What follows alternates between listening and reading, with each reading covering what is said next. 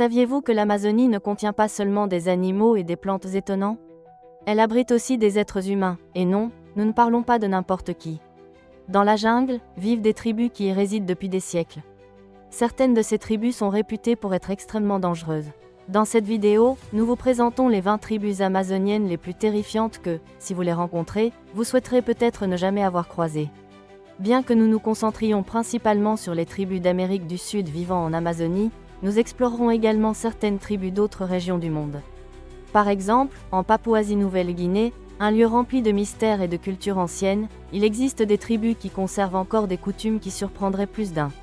La Papouasie-Nouvelle-Guinée n'est pas seulement une destination touristique grâce à ses paysages spectaculaires, mais aussi en raison du grand nombre de tribus qui y vivent, plus de 600 tribus et 850 langues. Bien que certaines tribus comme les Kunai et les Yuli soient reconnues pour leur participation à des festivals comme le Sing Sing, où ils se rassemblent pour célébrer, ne vous laissez pas tromper. Bien qu'elles semblent amicales lors des festivités, si vous osez envahir leur territoire, vous pourriez vous retrouver dans de gros ennuis. Bien que certains groupes soient plus connectés au monde moderne, de nombreuses tribus restent incroyablement isolées et protègent leur espace avec férocité. Si vous décidez d'y voyager, toutes les tribus ne participeront pas à ces festivals, et vous pourriez bien rencontrer une tribu qui ne sera pas du tout amicale. Nous nous rendons maintenant en Éthiopie, où nous rencontrons la tribu Mursi, qui vit dans la région de la vallée de l'Omo. Cette zone est connue pour sa diversité culturelle, avec environ 12 tribus vivant dans la même région. Cependant, l'environnement est extrêmement inhospitalier et les coutumes des Mursi peuvent choquer les étrangers. Lorsque les membres de cette tribu veulent montrer leur pouvoir, ils recourent à la scarification, une technique qui consiste à marquer la peau avec des cicatrices. C'est un processus rituel et culturel qui peut paraître brutal pour beaucoup, mais pour eux, c'est une forme d'expression et de résistance culturelle. Les Mursi sont également célèbres pour leurs décorations corporelles, telles que les énormes plats insérés dans leur bouche et leurs oreilles. Une pratique qui pourrait vous rappeler certains personnages de films comme Black Panther. Ces styles, bien qu'étonnants, sont authentiques et proviennent de tribus africaines réelles. Chaque ornement, chaque cicatrice raconte une histoire transmise de génération en génération. Et malgré les critiques et le rejet du monde extérieur, les Mursi restent fidèles à leurs traditions, rejetant la technologie et la modernité, sauf pour leur AK-47. Si vous pensiez que les Mursi étaient isolés, attendez de connaître les Sentinelaises. Ce groupe, qui habite sur l'île de Sentinelle du Nord près de l'Inde, est le plus isolé au monde. Et ce n'est pas par hasard. Il est illégal de s'approcher de leur île, ce qui rend cette communauté presque impénétrable. Pourquoi? Parce qu'ils ne veulent rien savoir du monde moderne. Le premier contact enregistré avec les Sentinelaises a eu lieu en 1867, lorsqu'un bateau marchand a fait naufrage près de l'île. L'équipage a été rapidement attaqué par le groupe. Plus tard, durant la domination britannique de l'Inde, certains membres ont été capturés et emmenés en Inde. Le résultat fut tragique. Plusieurs d'entre eux sont morts à cause de maladies inconnues, et les survivants ont été renvoyés sur leur île. Depuis, toutes les tentatives pour entrer en contact avec cette tribu ont été fatales. Aujourd'hui, la garde côtière de l'Inde patrouille la zone, et bien que rien ne vous empêche de tenter l'aventure, s'approcher de l'île, c'est risquer votre vie. En revenant en Amérique du Sud, nous rencontrons les Caribes, un groupe connu sous de nombreux noms au fil de l'histoire. Ils habitent principalement les côtes et rivières du Venezuela, de la Guyane, du Suriname, de la Guyane française et du Brésil. Et oui, ils sont célèbres pour leur violence. Les Caribes étaient connus pour leur féroce défense de leur territoire, mais aussi pour leurs pratiques de cannibalisme. Au fil des siècles, leur nom a suscité la peur et la fascination. Ils étaient redoutés par les conquistadors européens, qui les décrivaient comme des guerriers impitoyables. Saviez-vous que certaines tribus amazoniques ont des coutumes si étonnantes qu'elles défient tout ce que nous savons sur le mariage? Dans la tribu Mursi, par exemple, les hommes ont le droit de kidnapper une femme et de l'épouser sans problème. En plus de cela, ils pratiquent le mariage par héritage, où une veuve est donnée au frère ou à un membre proche de son défunt mari. Ces coutumes, incompréhensibles pour beaucoup, font partie d'une tradition qui reste vivante malgré les critiques extérieures. Les Sentinelaises, comme les Mursi, sont l'un des exemples de communautés qui ont réussi à préserver leur identité en restant totalement isolées. Leur relation avec le monde extérieur est presque inexistante et leur territoire reste inviolé, à moins que vous n'ayez la chance de rencontrer ceux qui respectent leur territoire et leur culture. Depuis lors, toute tentative de contact avec les sentinelles a été fatale. En 2006, un prisonnier s'est échappé vers l'île, mais a été tué par la tribu. Un missionnaire américain a également été éliminé lorsqu'il a tenté de diffuser l'évangile. Aujourd'hui, la garde côtière de l'Inde patrouille une zone tampon autour de l'île pour empêcher les étrangers de s'approcher. Bien qu'il n'y ait rien qui vous empêche d'essayer, rien ne les empêche non plus de lancer des flèches et de défendre leur territoire avec une férocité extrême. De retour en Amérique du Sud, nous parlons des Caribes, une tribu qui a été connue sous plusieurs noms au cours de l'histoire. Ils habitent principalement sur les côtes et les rivières du Venezuela, de la Guyane, du Suriname, de la Guyane française et du Brésil. Et oui, ils sont célèbres pour leur violence. Les Caribes étaient connus pour leur féroce défense de leur territoire, mais aussi pour leur pratique de cannibalisme. Au fil des siècles, leur nom a suscité à la fois la peur et la fascination. Ils étaient redoutés par les conquistadors européens, qui les décrivaient comme des guerriers impitoyables.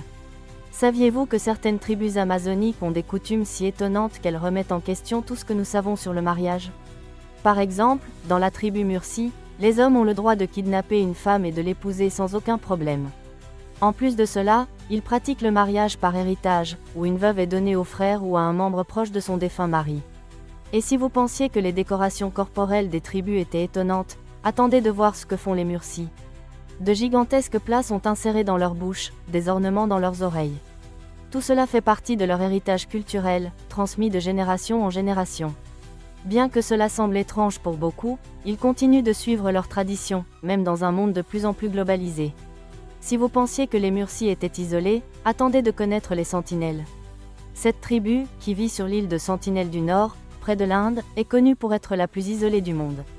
En fait, il est illégal de s'approcher de leur île, ce qui rend leur contact avec le monde extérieur presque nul. En 1867, un navire marchand a fait naufrage près de l'île, et les sentinelles ont rapidement attaqué l'équipage. Plus tard, sous la domination britannique de l'Inde, des membres de la tribu ont été enlevés et emmenés en Inde. Le résultat fut tragique, plusieurs sont morts à cause de maladies inconnues, et les survivants ont été renvoyés sur leur île. Depuis lors, toutes les tentatives de contact avec cette tribu ont été fatales. Aujourd'hui, la garde côtière indienne patrouille la zone, et bien qu'il ne soit pas interdit de tenter d'y aller, s'approcher de l'île est un véritable risque pour votre vie. De retour en Amérique du Sud, nous retrouvons les Caribes, une tribu redoutée depuis l'époque coloniale. Ils habitent les côtes et les rivières du Venezuela, Guyana, Suriname, Guyane française et Brésil. Bien que connus sous différents noms, les Caribes sont célèbres pour leur féroce brutalité et leur pratique de cannibalisme. Ce sont l'un des peuples les plus redoutés par les conquistadors européens, qui les ont rencontrés en tant que guerriers impitoyables. Aujourd'hui, les Caribes préfèrent vivre isolés, préservant ainsi leur identité et leurs traditions. Les Aguarunas sont un exemple frappant de l'impact de la colonisation sur les tribus indigènes. En 2023, on estime qu'il ne reste qu'environ 100 membres de cette tribu. Leur plus grande menace provient des activités commerciales et de la déforestation, car ils dépendent de l'écosystème amazonien pour survivre. Afin de survivre, les Aguarunas ont dû adopter un mode de vie nomade, se déplaçant sans cesse pour éviter l'avancée de la modernité. Leur capacité à survivre dans la jungle est incroyable, mais si leur territoire n'est pas protégé, nous pourrions perdre une partie précieuse de notre planète. Un autre groupe vivant dans la forêt amazonienne sont les Mashco-Piro. Ce groupe, qui au départ voulait éviter tout contact avec la civilisation moderne, a été approché à plusieurs reprises par des étrangers. Toutefois, les rencontres n'ont pas toujours été amicales. Les Mashco-Piro sont connus pour attaquer ceux qui s'aventurent sans invitation, notamment après qu'un médiateur a été tué par eux. Bien qu'ils puissent parfois montrer une attitude plus amicale, d'autres tentatives de contact se sont soldées par des tragédies. La civilisation moderne leur a offert des aliments et des outils, mais tous les membres de la tribu ne souhaitent pas ces aides. Ce conflit entre le monde moderne et les tribus amazoniennes reste un sujet complexe, et malheureusement, beaucoup de ces groupes sont au bord de l'extinction. Nous faisons une pause dans l'Amazonie pour nous rendre sur les îles Palawan aux Philippines, où vit la tribu des Palawan. Ce groupe est connu pour son mode de vie nomade. Il défriche des zones de la forêt pour cultiver des aliments, puis les laisse se reposer pour permettre à la nature de se régénérer. Leur mode de vie durable est quelque chose que les sociétés modernes ne comprennent pas toujours. Cependant, l'impact de la civilisation sur eux a considérablement augmenté, surtout depuis la construction d'une route en 2000, ce qui a entraîné un tourisme massif sur l'île. Désormais, les Palawan sont plus prudents et réservés. Le gouvernement philippin a ouvert certaines zones au développement, mais cela met en péril leur culture et leur mode de vie unique.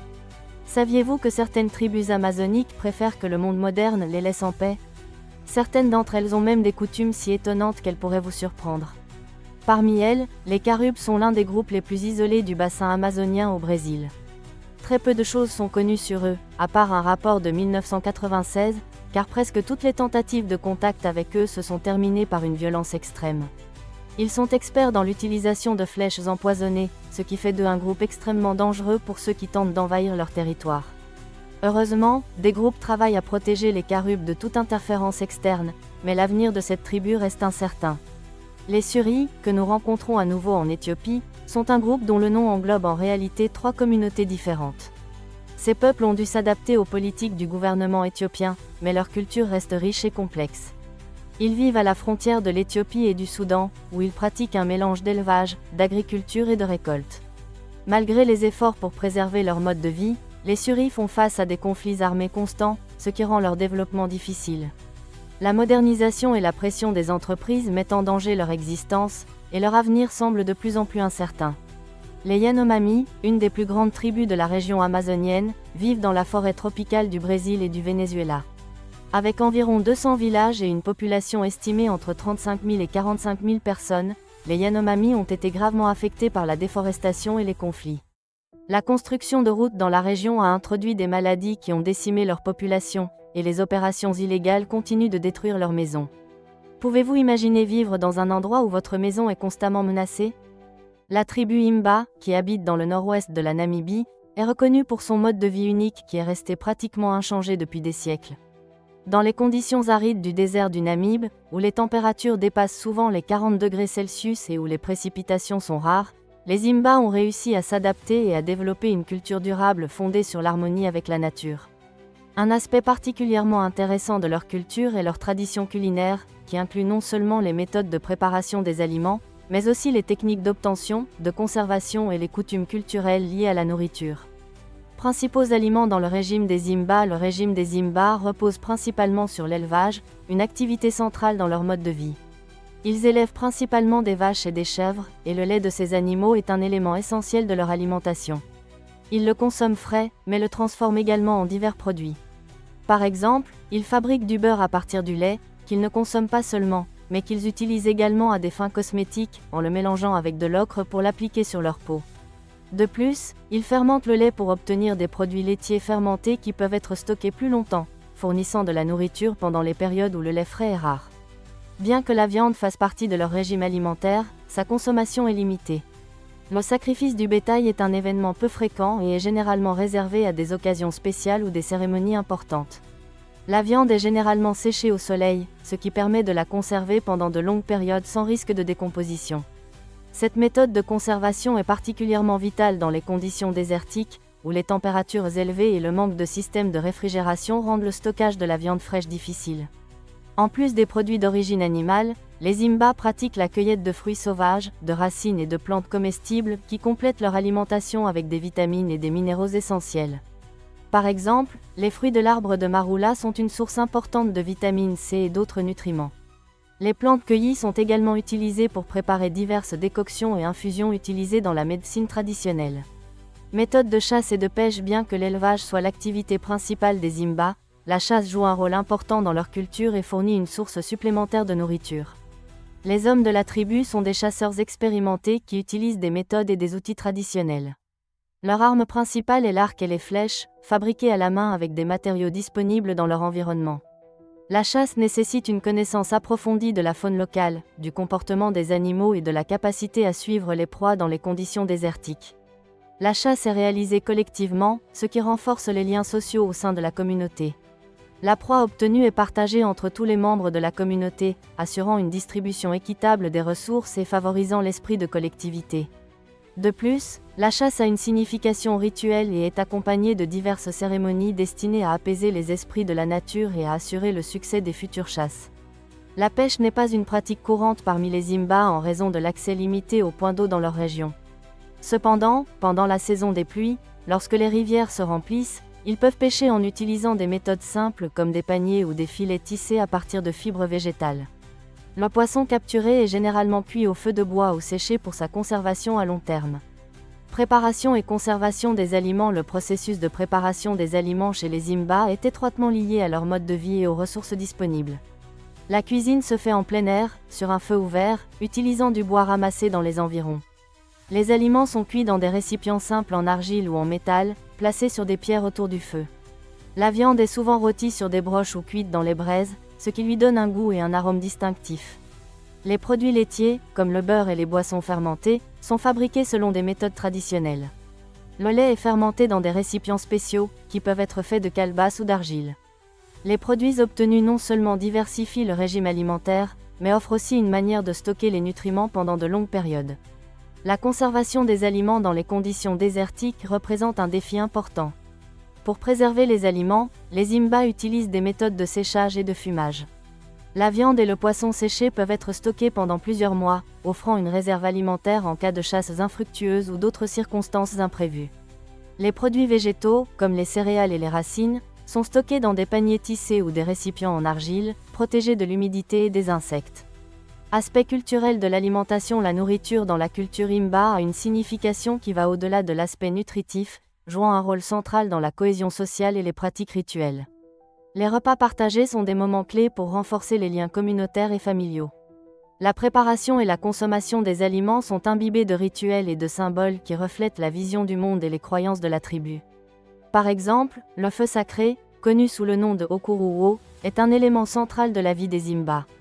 Ce feu, qui brûle en permanence au centre du village, symbolise la connexion avec les ancêtres et,